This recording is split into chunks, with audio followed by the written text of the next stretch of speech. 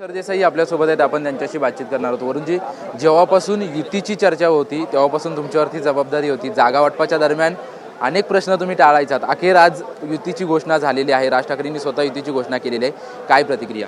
बघा, शेवटी आम्ही कार्यकर्ते आहोत. मी तुमची सुद्धा दिलगिरी व्यक्त करतो. तुम्ही अनेक वेळेला आम्हाला प्रश्न विचारायचात, पण मला वाटतं महत्त्वाच्या घोषणा या नेत्यांनीच करायच्या असतात आणि टायमिंग हे ठाकरेंपेक्षा चांगलं अजून कोणाला जमू शकत नाही. त्यांनी आजचा योग्य दिवस हा साधला. अतिशय छान घोषणा झालेली आहे. मराठी माणसाला, मुंबईकरांना सुखवणारी ही घोषणा आहे आणि त्यामुळे आता फॉर्म भरायची तारीख सुरू झालेली आहे. आम्ही आमच्या काही उद्धवसाहेब बोलवून उमेदवारांना गो हेड देतील, राजसाहेब तसं करतील आणि शेवटी उमेदवार मनसेचा असेल की शिवसेनेचा असेल हा न पाहता हा ठाकरेंचा आहे हे पाहून आम्ही काम करणार आहोत. रणनीती पुढची कशा पद्धतीने असेल? आज राज ठाकरेंनी एक नमूद केलं की मुंबईची आज आम्ही घोषणा करतोय, इतर महानगरपालिका आहेत त्यांची लवकरच करू, त्या ठिकाणचा आढावा घेऊन. तुमच्यावरती कल्याण डोंबिवलीची जबाबदारी होती. इतर ठिकाणचे आढावा केव्हापर्यंत घेतला जाईल, कारण कमी दिवस आहे? नाही, आता कल्याण डोंबिवलीचं सुद्धा जागा वाटप आमचं जवळपास निश्चित झालेलं आहे. पहिली जबाबदारी मुंबईची असल्या कारणानं ते काम संपलेलं आहे. कल्याण डोंबिवलीसुद्धा 1 ते 1-2 दिवसात होईल.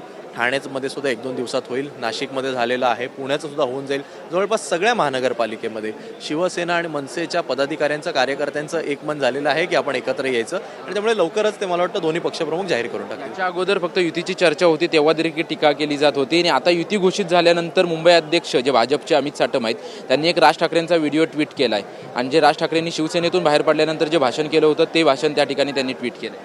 अमित साटम ना ही एक भावली आहे. अमित साटम जर खरंच केपेबल असते, एवढी बडबड करतात, तर त्यांच्या डोक्यावरती परत आशिष शेलारांना बसवलं असतं का? त्यामुळे असतील ते मुंबई अध्यक्ष, त्यांनी पण थोडा विचार करावा की उद्धव साहेबांवर त्यांनी बोलावं की नाही. आता मी जर उद्या मोदीजींवर टीका करायला लागलो तर त्याला काय अर्थ आहे का?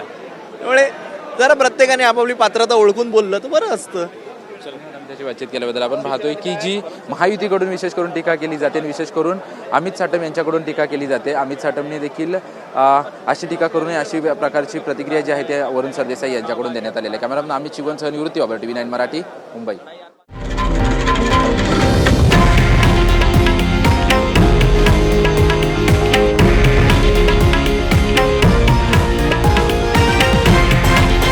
हे आहे देशातील नंबर 1 न्यूज नेटवर्क आणि आपण पाहत आहात TV9 मराठी, एकमेव.